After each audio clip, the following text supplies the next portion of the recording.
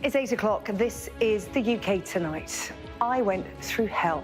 An Israeli woman freed by Hamas last night describes her ordeal.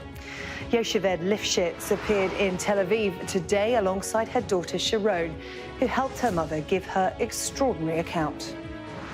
There were people there who took care of all the needs. We can say that to their credit. And they made sure that we will be clean and eat. Yocheved's story will bring hope to hundreds of people waiting for news on their loved ones.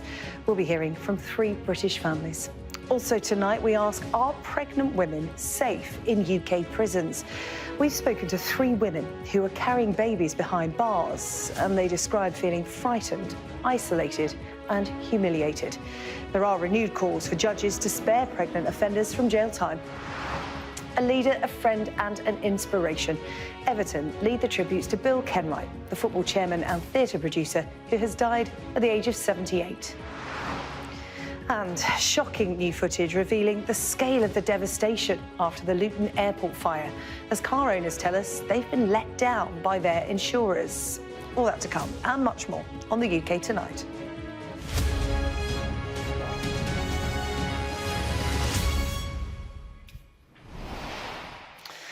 Good evening. Well, it feels like we haven't been able to start many of our hours together here on the UK Tonight with good news.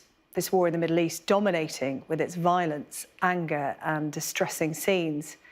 But tonight we can, with a positive outcome for one family that perhaps gives us a reason to be hopeful that more lives can be saved, not lost.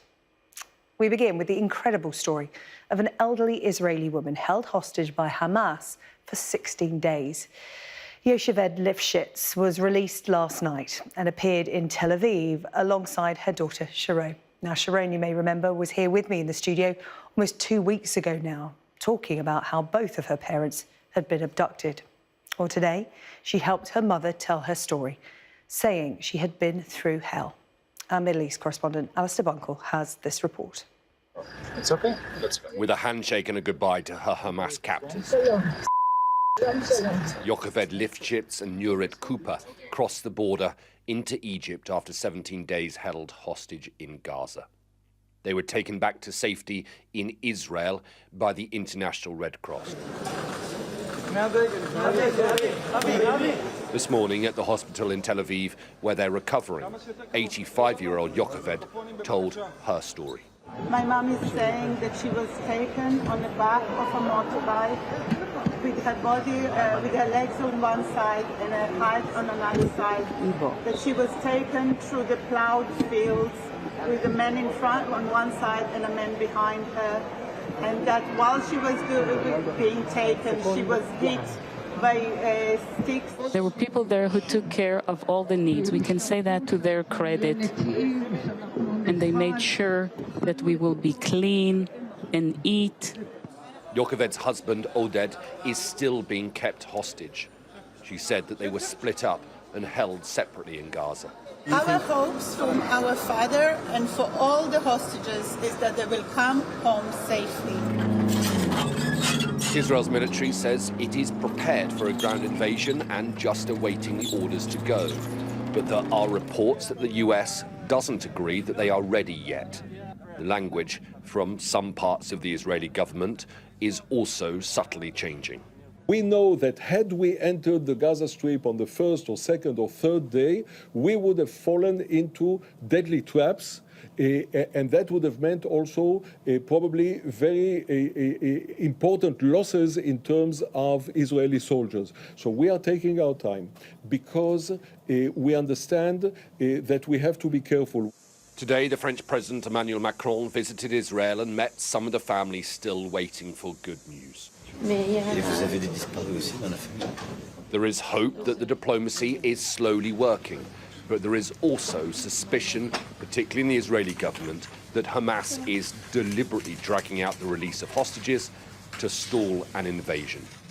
The fate of the hostages is dragging out the trauma for Israelis, and Hamas know that.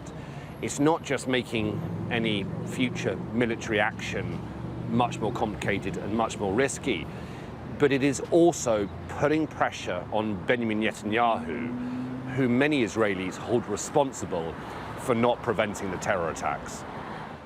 The Israeli military has dropped leaflets over Gaza asking people to give them information on the whereabouts of hostages. If you want a better future for yourself and your children, they read, do the right thing and send consistent and useful information about the kidnapped people in your area. In return, they give an uncertain promise of safety and an unspecified financial reward. Whether many or any in Gaza will be willing to help, though, after 18 days living under constant bombardment, well, that is questionable. Alistair Bunker, Sky News in Tel Aviv. Well, Yocheved's release gives hope to hundreds of families still waiting for news of their loved ones. 12 British nationals are now known to have been killed in the Hamas attack. 5 are still missing. And today, British families made a fresh appeal, saying that for them, life stopped on the 7th of October. Rachel Venables reports. United in grief, united in fearing for their families. At the Israeli embassy in Kensington, distraught family members gathered to tell the world what happened to their loved ones and ask for help in getting hostages back. I never called him because I was afraid his phone will make noise. I never wrote, I told him, don't say that, shut up. I didn't wrote, I love you back. I was sure everything will be okay. But 10 minutes later, he wrote they were coming inside, meaning they were coming inside his house. And that was the last text I got from him. We buried my sister-in-law, Naomi. It took 4 days to identify what we call the smile of the south of Israel. She simply went for a run. She was shot in the back and shot again in the head at point-blank range. Hamas fighters used Ayelet's mum's phone to send her this photo. They then even uploaded it onto the 79-year-old's Facebook page before taking both her mum and brother over the border into Gaza. She hasn't heard from them since. How did you feel when you saw that photo with the word Hamas? It confused me because I thought they're going to kill them. And then on the other hand, they sent me pictures which were proof of life. So are they dead or are they alive? On the 7th of October, many people learnt of their families' fates on the phone via WhatsApp or social media. They watched and heard the horror unfold in real time, powerless to help. But now, by speaking to the press and politicians around the world, they're determined to do everything that is in their power to bring their loved ones home. Rachel Venables, Sky News. Meanwhile, the Security Minister has told Sky News that the British government is heartbroken over the loss of life in Gaza. Tom Tugendhat is in New York, where the UN Security Council is debating a resolution calling for a humanitarian pause in Israel's bombardment of Gaza. And speaking to Sky's Mark Stone, he said a long-term solution in the region cannot include Hamas. You're comfortable, are you, with what's going on in Gaza? The British government's comfortable with that? We're all heartbroken by what's going on in Gaza. And what we've got to do is find a resolution to it. Now, the resolution is not to allow a terrorist group like Hamas to continually murder Palestinian people and to continually threaten Israelis. The resolution has to be a plan that brings together Israeli civilians and Palestinian civilians to be able to live in peace together. Well, the Security Minister there speaking to Mark Stone, who joins me now live from New York. And Mark, there's a serious diplomatic row brewing there tonight. Tell us more. Yes, a day that began with some hope, at least, of a breakthrough, diplomatic breakthrough of sorts, with not a ceasefire necessarily, but what they're calling a humanitarian pause in the violence to allow for aid to get in. That's how the day began, but it has ended. Well, it's not quite over yet, but it has turned into an almighty row between the Secretary General of the United Nations and the Israeli government over comments that the Secretary General made at the beginning of the Security Council session this morning. Have a listen to his comments, the Secretary General's comments, and then the reaction of the Israelis. It is important to also recognize the attacks by Hamas did not happen in a vacuum. The Palestinian people have been subjected to 56 years of suffocating occupation. They have seen their land steadily devoured by settlements and plagued by violence, their economy stifled, their people displaced, and their homes demolished. Their hopes for a political solution to their plight have been vanishing. The UN is failing. The UN is failing, and you, Mr. Secretary General, have lost all morality and impartiality. Because when you say those terrible words that these heinous attacks did not happen in a vacuum, you are tolerating terrorism. So as you can see, very angry the Israelis are. They have called for the Secretary General's resignation. From an Israeli perspective, the comments that the Secretary General made were not only too soon, they are comments that should never have been made in the view of the Israeli government, because they see what Hamas did as a moment that should be taken for what it is. There is no context to put around it. That's the Israeli assessment. What the Secretary General is trying to do is not, as his office has said, to in any way condone or excuse what has happened, but to try and put context around it and to explain why this extremism has emerged, why we have ended up with such extremism in Gaza in the form of Hamas. Nevertheless, his words have caused deep hurt, deep anger among the Israeli community and clearly the Israeli government, and they have diverted attention from an attempt to find a temporary ceasefire. There may be a vote today, SJ, I don't know. Diverted attention from that and diverted attention from the plight of Palestinians in Gaza to this spat, row, whatever you want to call it, which in itself will only make the diplomacy that much harder. Mark, thanks so much. Mark staying for us in New York tonight. Well, following us at 9 o'clock, there's a special programme on this war between Israel and Hamas. Mark Austin is your host, live from Jerusalem. Now, Bill Kenwright, the chairman of Everton Football Club, has died today. He was 78 years old. Bill Kenwright had been on the board at his beloved Everton for more than 30 years, but he was also one of the UK's most successful theatre producers, with Sir Ian McKellen paying tribute tonight, saying that, like many actors, he is in Bill Kenwright's debt. Andy Burnham, Mayor of Greater Manchester, a lifelong Everton fan himself, gave his reaction to the news a little earlier.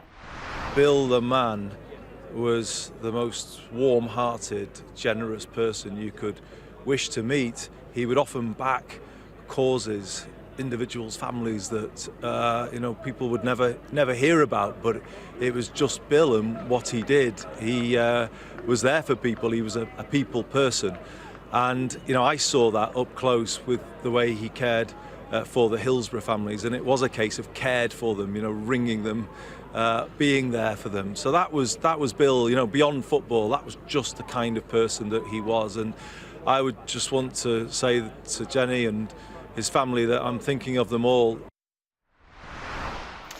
Sky Sports News reporter Peter Stevenson is at Goodison Park for us tonight. The longest-serving chairman of Everton for more than a century, a dream job, essentially, for a lifelong Evertonian. But it wasn't easy at times, was it, Peter?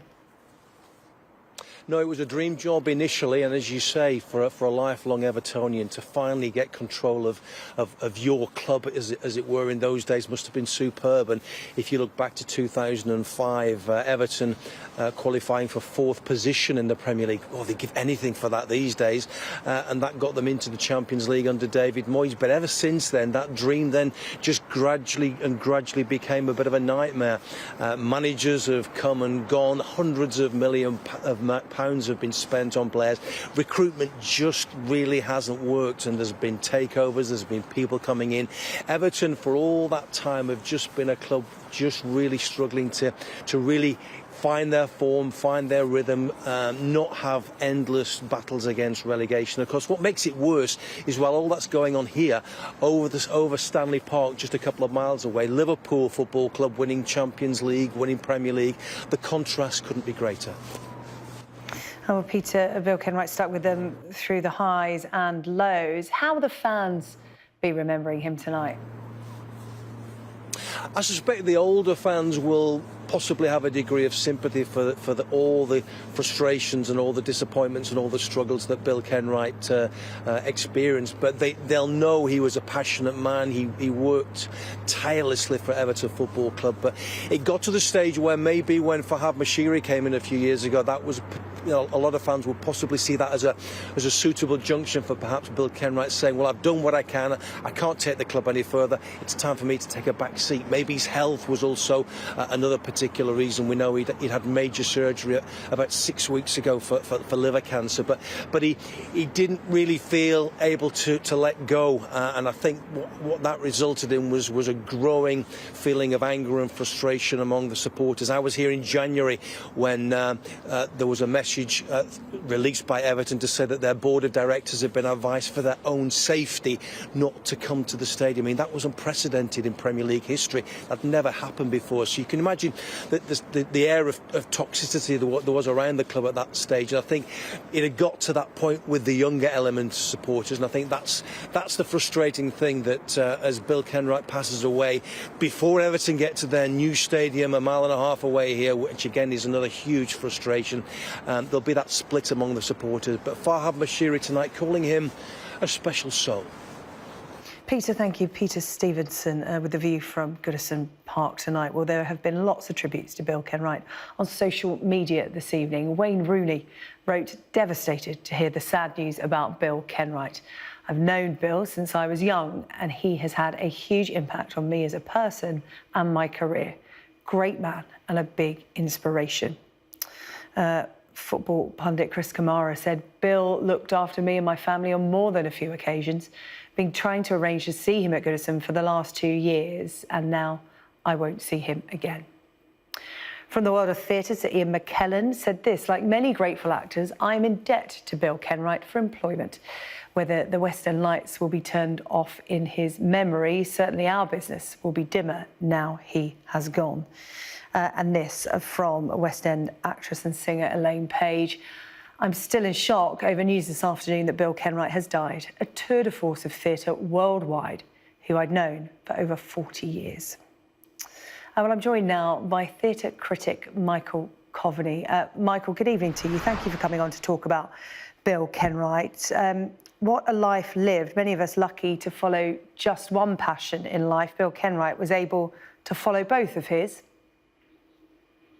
Yeah, indeed. And his passion was theatre as much as football, although the tragedy, as your previous correspondent implied, of being asked not to attend the club of his boyhood and his dreams and his chairmanship must have been a humiliating and very upsetting development. He started off as an actor. He was in Coronation Street as Gordon Clegg for many years, and he launched his career as a producer using many of those actors, including Pat Phoenix, on tour around the country. And then he gradually became, a maestro of the touring theatre in Great Britain. And he gave so much employment to so many actors and had great success, especially with a show called Blood Brothers by Willie Russell, which he resuscitated and put it in the West End, and it ran for 24 years at the Phoenix Theatre.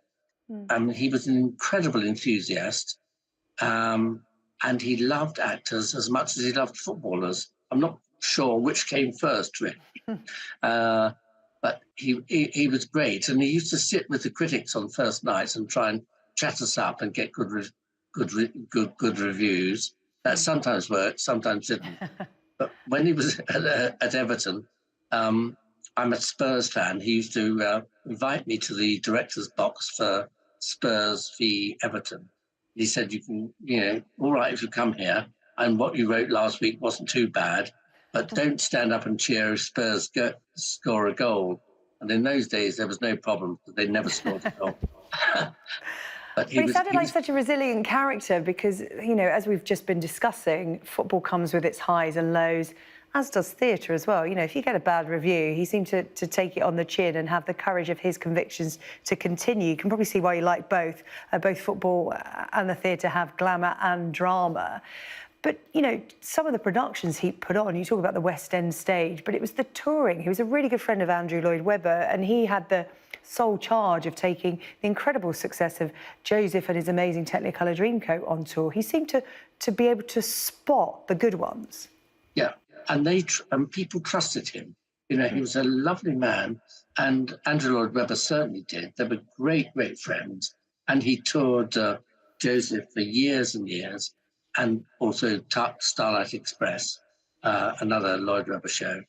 And he just had a knack of, all the producers. Cameron McIntosh tonight has paid great tribute to him. They all started in the early 70s, 80s, and he's part of that new generation of West End theatre producers, which includes Andrew and Cameron. And he's going to be very much missed. He was a great personality, and everyone really loved him. Well, Michael, thank you so much for coming on to talk to us about Bill Kenwright, who has died at the age of 78. Thank you for sharing some of your memories of him with us on the UK Tonight.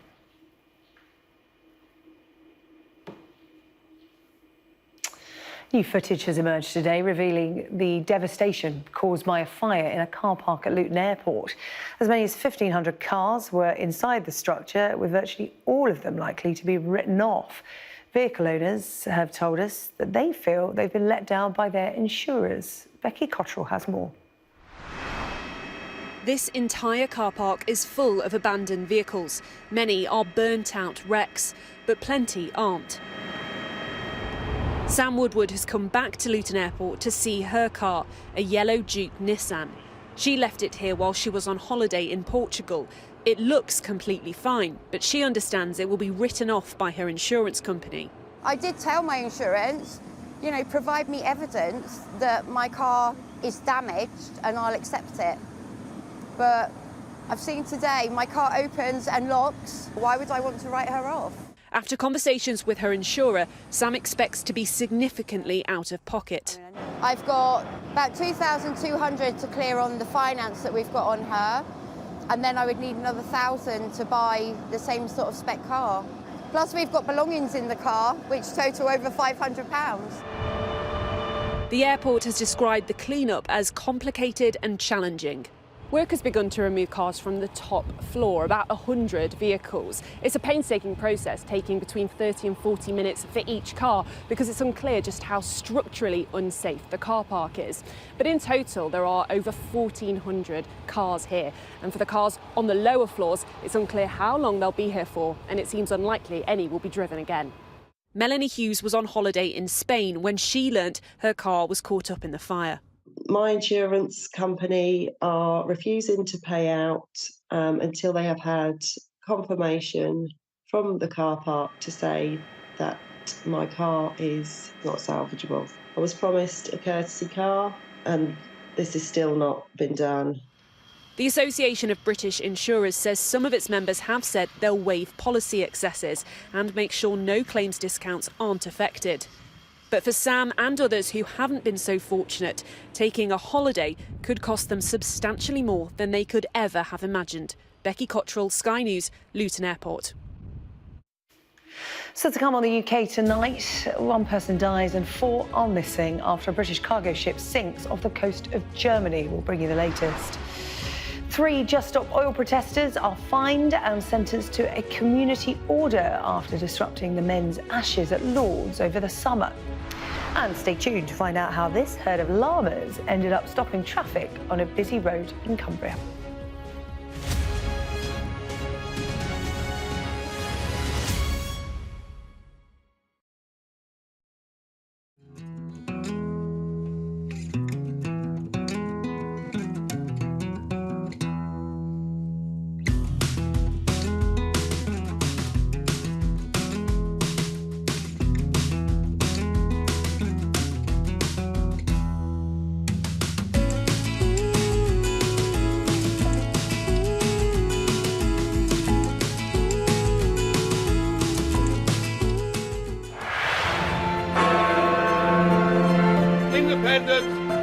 United Kingdom.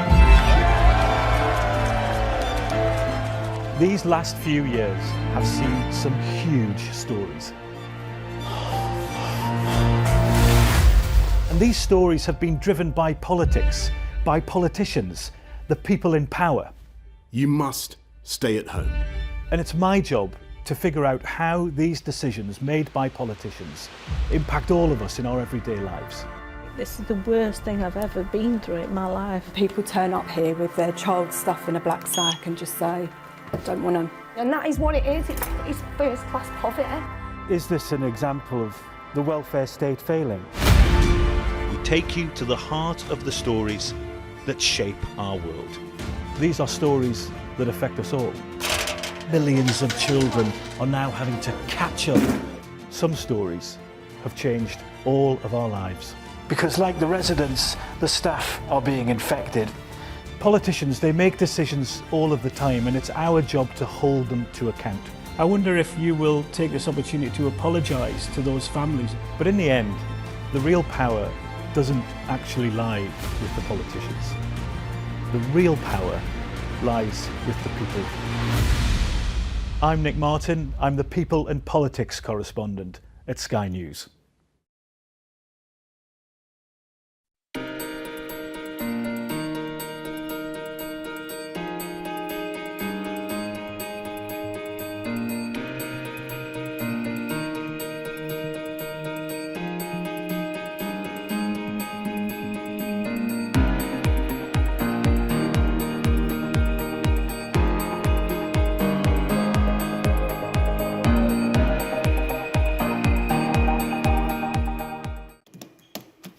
Hello, welcome back. You're watching the UK Tonight. Here's what's coming up.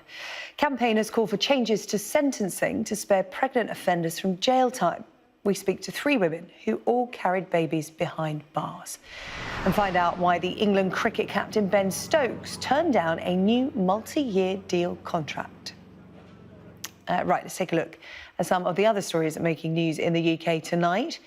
1 person has died and 4 people are missing after a British cargo ship sank off the coast of Germany. Germany's Central Command for Maritime Emergencies says 2 sailors were rescued after the Verity collided with a larger cargo ship at 5 a.m. this morning. The Verity had departed from Bremen and was on its way to the port of Immingham in Lincolnshire. Derbyshire police have referred themselves to the police watchdog after an 83-year-old woman was found dead at her home during Storm Babette. Maureen Gilbert was found by her son at her home in Chesterfield on Saturday. A police referral to the Independent Office for Police Conduct is mandatory because officers were involved with the evacuation of homes in that area on Friday evening. Now, you may remember Just Stop Oil protesters stopping play at the Men's Ashes this summer. Well, the 3 activists who disrupted the second test were today given 12-month community orders and fines of £444 each. The protests forced a break in play on the first morning of the match between England and Australia at Lord's. One of the protesters, Daniel Knorr, was carried off the field by England wicketkeeper Johnny Bairstow. Mr. Knorr says he will continue to disrupt sporting events. And a herd of llamas have brought traffic to a standstill in Cumbria. Around 30 of them made a break from a farm shop near Troutbeck and they fled onto the A66. This happened yesterday. Owner Terry Barlow said he ran out the door after a customer casually told him about their escape. His team blocked the road while they shepherded the animals to safety.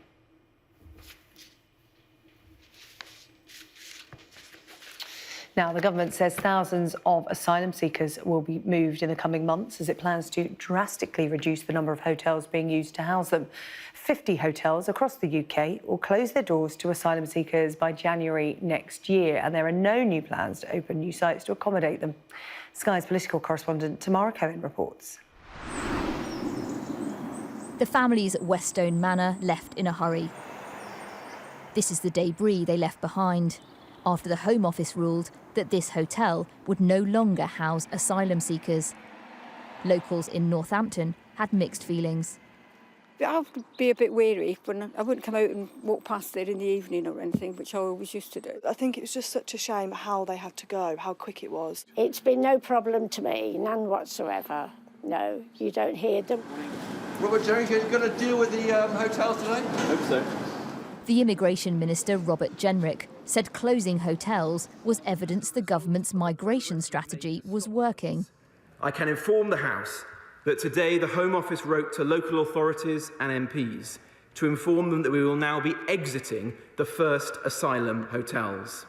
The first 50 of these exits will begin in the coming days and will be complete by the end of January. Ministers want to house some migrants in other places, like this controversial barge, the Bibi Stockholm, and disused RAF bases. They say putting asylum seekers up in hotels costs £8 million a day and puts pressure on local services. Issue of hotel use. But Labour say they're making painfully slow progress because so many are still awaiting an asylum decision. It beggars belief that the Minister has the brass neck to come here today to announce, not that the government has cut the number of hotels being used, but that it simply plans to, and by a paltry 12%. Is that really it? The government also likes to claim to be bringing the backlog down, but it stands at 176,000. The political weather is moving against the Conservatives. The Prime Minister promised to end the use of migrant hotels earlier this year and, of course, to stop the boats. With one eye on the election, he's trying to show some progress, particularly for those MPs in marginal seats. But not all of them were impressed. A hotel in Ipswich as one of the others to be closed. In my constituency, immigration is arguably the key issue, and I think that actually not just illegal migration, but also legal migration. Another is in Buckingham. In the summer, I was told it was going to close in September, and now it's November, so we need the certainty it's going to go. We need to do much more before the election. We need to stop the boats coming all together. We need to put the Rwanda plan into practice. The Home Office insist residents here were given the required notice of 5 days. Some were moved to other hotels. The system still under pressure. Tamara Cohen, Sky News. So to come on the UK tonight, campaigners call for changes to sentencing to spare pregnant offenders from jail time. And fears a slurry spill in a river in Northern Ireland has wiped out an entire generation of fish.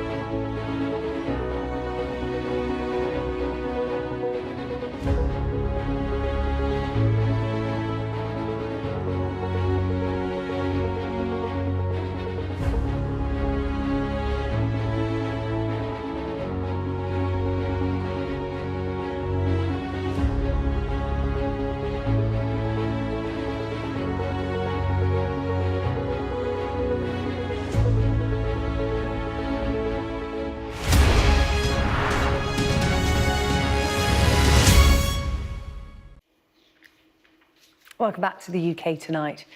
Campaigners are calling for female offenders to be spared prison if they are pregnant. Current guidance for judges in England and Wales says only that the pregnancy should be considered when sentencing. But Sky News has spoken to 3 women who were behind bars while pregnant, who say it was a frightening, isolating and humiliating experience. Our home editor, Jason Farrell, reports. Anna, who wants to remain anonymous, says it was only when she had her second child outside of prison that she realised just how awful her care was inside prison when she was pregnant with her first child.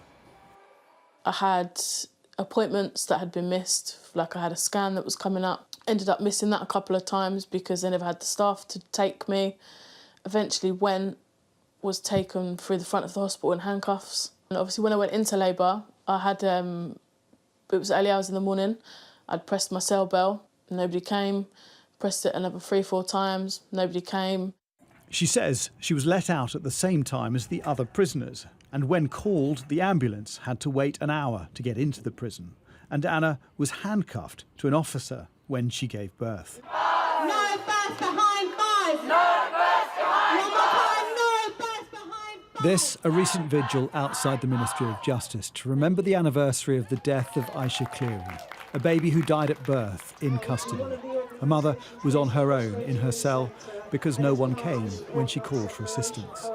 An ombudsman report into the death published in 2022 not only criticised the care of Aisha's mother, but made a wider conclusion that all pregnancies in prison should be treated as high risk by virtue of the fact that the woman is locked behind a door for a significant amount of time.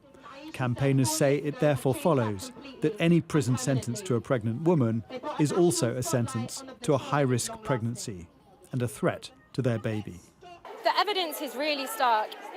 Pregnant women in prison are 7 times more likely to suffer a stillbirth, twice as likely to give birth to a premature child that needs special intensive care. And ultimately, the long-lasting trauma on a mother and a child is devastating.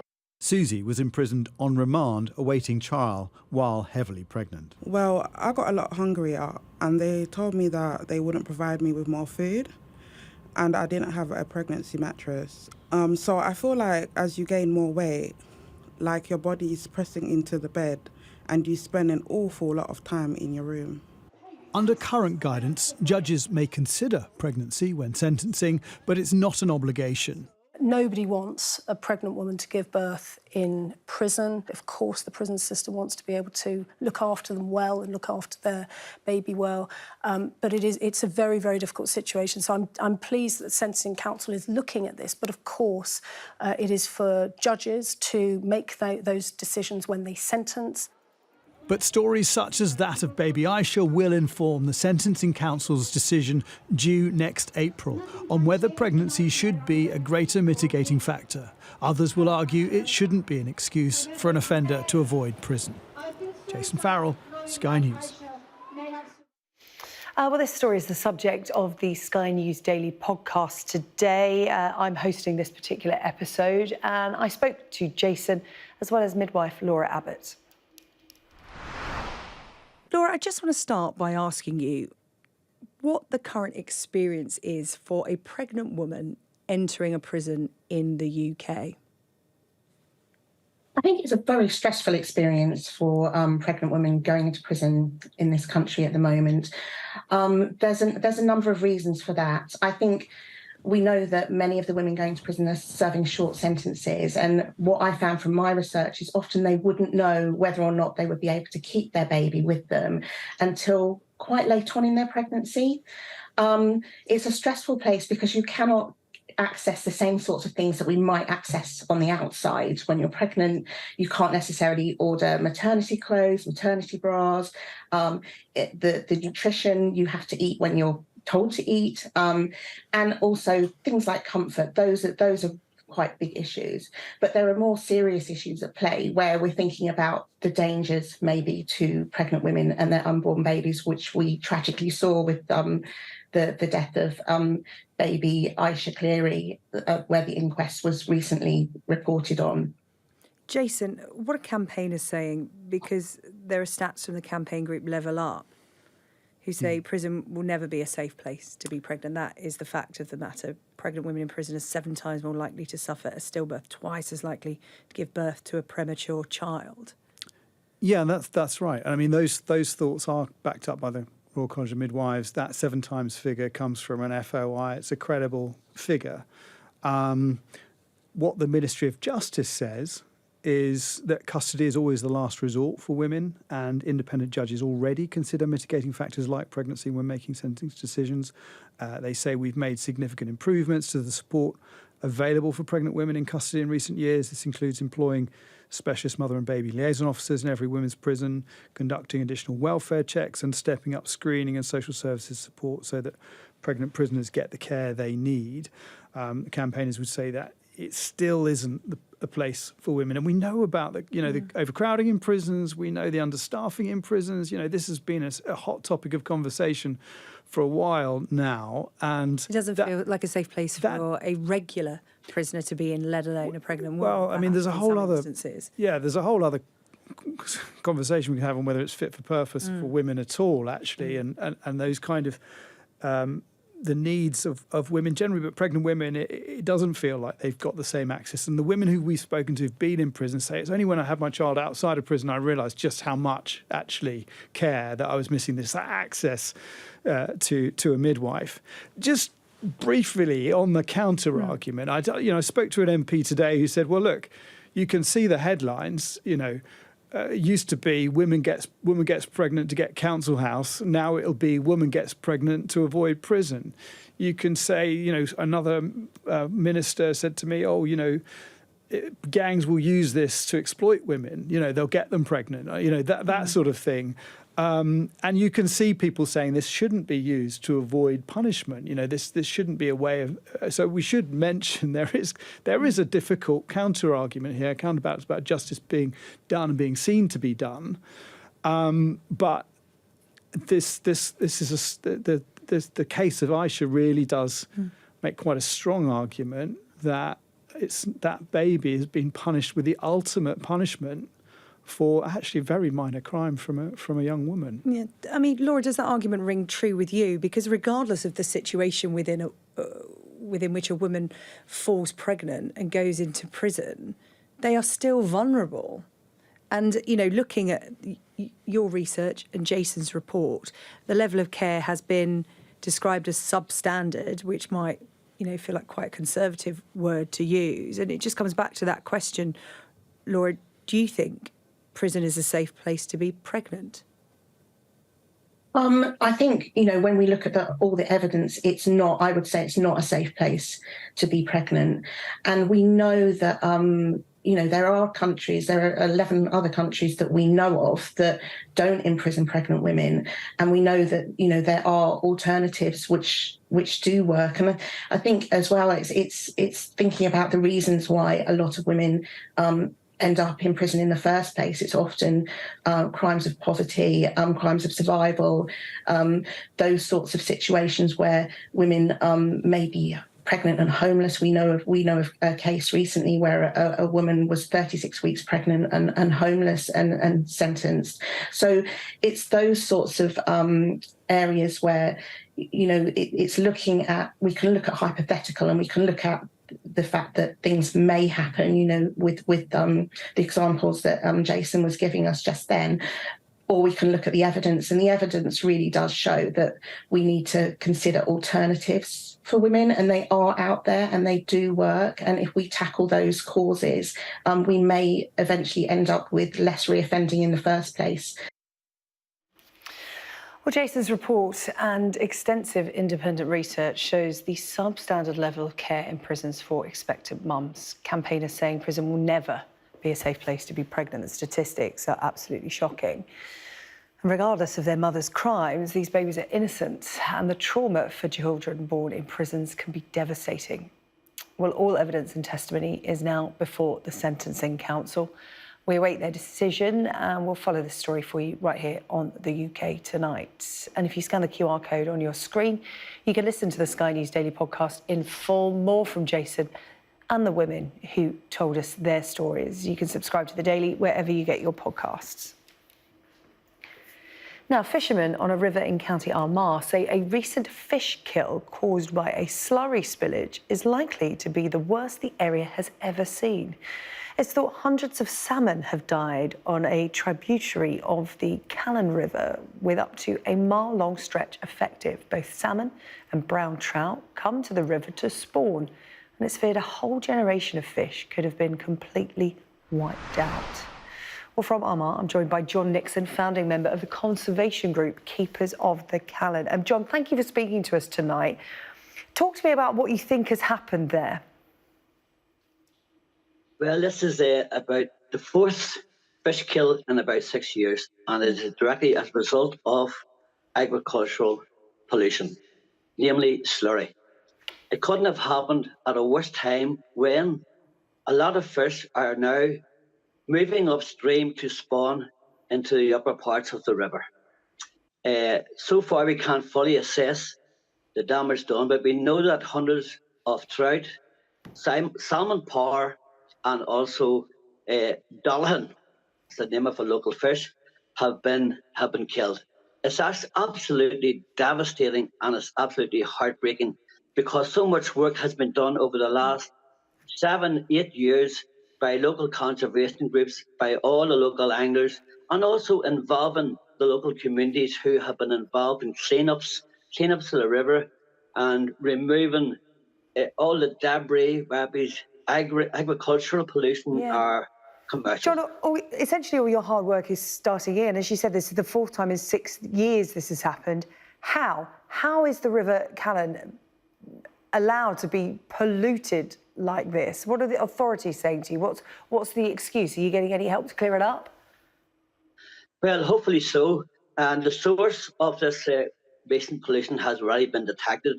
We are hoping that there will be litigation, there will be taken to be against the people, the perpetrators of this here terrible act. It's done so much awful damage. However, we have in the past campaigned against the paltry petty fines that are being meted out by the courts here in the north of Ireland. And if this was to happen in England or in Wales, Scotland, there'd be fines of up to 20,000 to 30,000 pounds, but we're getting slap on the wrist type fines here of 2,000 pounds for devastation that's going to take many years for the river to recover. And so much work has been done by the Keepers of the Callan. Yeah, John, all your hard work, like you said, you've got hundreds of volunteers there, helping to clear this up, and essentially you have to start again. Thank you for coming on to talk to us about what has happened, highlighting the problems with water pollution. As you said, in Northern Ireland, you don't think the punishments are harsh enough, therefore it keeps happening. But that is the problem we revisit on Sky News. Recent headlines, Welsh Water admits illegally spilling sewage for years. 90% of England's waterways blighted by sewage. It's a problem that is very real. John, thank you. Coming up on the UK Tonight, you can find out why this K-pop band inadvertently paid tribute to one of Scotland's most famous football teams, and why the England captain, Ben Stokes, turned down a new multi-year contract with England Cricket.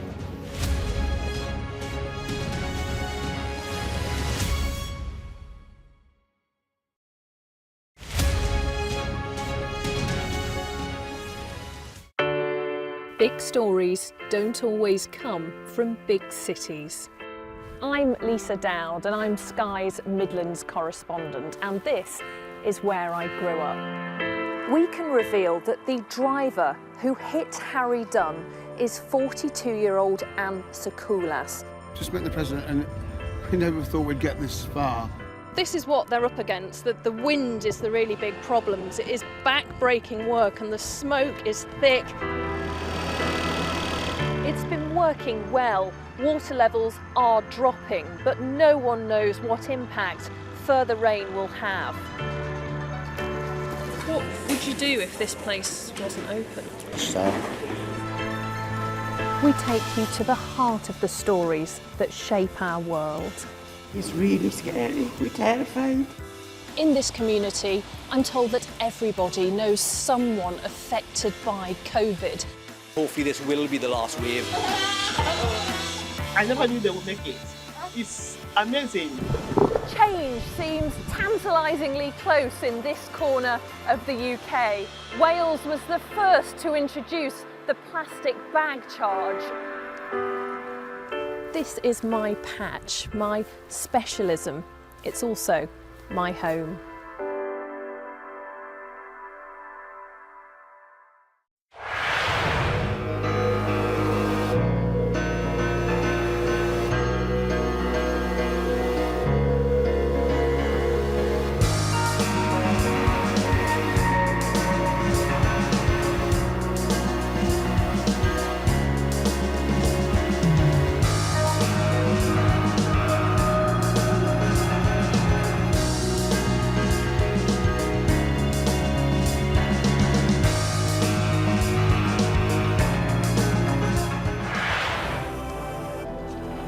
I'm Neville Lazarus and I'm Sky's reporter based in Delhi.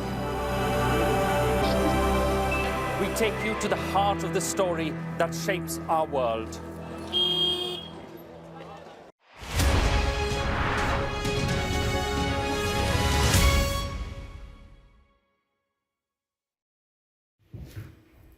Hello, welcome back to the UK Tonight. Coming up, find out why this K-pop band paid an accidental tribute to Rangers.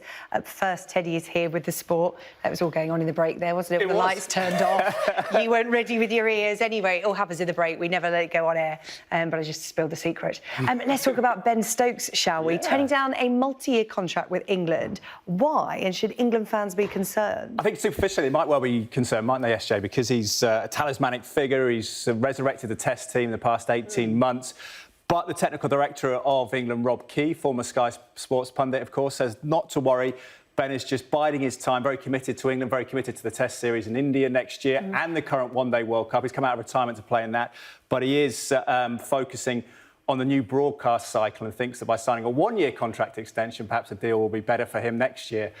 Ben Stokes at the age of 32, then a one-year contract. So the people that have signed this new multi-year format, it's unprecedented, 15 players, 2-year contracts, but also significantly with the 3-year contracts. As his predecessor was Joe Root, and 2 other players as well have signed the 3-year contracts, which is Mark Wood, speed bowler, 33 years of age, so a bit of security for him, and Harry Brook, the sensational kind of up-and-coming batter.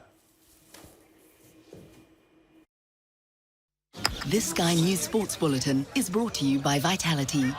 Getting more people more active. Live life with Vitality. Just sum up what it means to you to be part of a team that is the first Arab team to go to a Women's World Cup. You know, sometimes I still need to pinch myself of the journey that I've been on. The last year has been incredible, obviously international-wise. As you said, we're the first Arab team to qualify for the Women's World Cup. It's been an incredible time for the country, for Arab women, for Arab women in sport, and you know, I think it's massive, and sometimes I really need to take a step back and actually look at what we've achieved, because you know, sometimes I can't put it into words. So it's been a real journey, and one that I'm going to be proud of for the rest of my life. I wanted to play on the international stage, and for everyone that knows me, they know how much of a special place Morocco is for me. And you know, it was just a choice that I thought, I haven't got long left in my football career. The pride that my Moroccan family have, even my mum's family who are Scottish, the pride that they have for me playing for Morocco, I can't replicate that for anything else. And yeah, anyone that knows me knows how special it is for me to put on a Moroccan shirt. I think I've always had a close connection with my dad's side of the family. I've been going to Morocco as long as I can remember. But it feels extra special when you're putting on that country's shirt. You know, you learn so much about the culture being in and around the other girls who are living in Morocco. You learn about the heritage even more, the religion. There's so many aspects about Morocco that, you know, I thought maybe I knew before I played for Morocco, but I'm just learning more and more. Every time I go on a camp, it's amazing for me, and, you know, it's something that I am so glad that I did, just because the impact that we're having for women in Morocco is incredible. When you're mixed race. This Sky News Sports Bulletin is brought to you by Vitality. Let's take a look at the weather now. warm memories wherever you go. The weather, sponsored by Qatar Airways. Well, there's rain approaching from all directions over the next 24 hours, but a showery regime will become established as the weekend approaches, with the prospect of some strong winds for the north and south. This afternoon, low pressure in the North Sea will push rain back in towards eastern Scotland. Further wet weather pushing into south and southwest, triggering a yellow weather warning for flood-hit areas of the southeast. Overnight, rain is going to spread eastwards, affecting southern counties, London and parts of East Anglia. The weather, sponsored by Qatar Airways. Now, we'd like to leave you with something weird and wonderful, and tonight is about a K-pop band that inadvertently paid tribute to one of Scotland's most famous football teams during a gig in Texas. Stacey wanted to pay homage to the local baseball team called the Texas Rangers. You can see where this is going. Well, someone in their team got the sports teams mixed up, and the band took to the stage wearing Ranger shirts. They picked a rather retro design, the home kit from the 96-97 season, worn by the likes of Gaza and Ali McCoy. Rangers fans love it, but the gig in Dallas, the fans there were a wee bit confused. That's all from the UK tonight. You can catch up on the highlights on our webpage or scan the QR code on your screen. We'll see you tomorrow night at 8.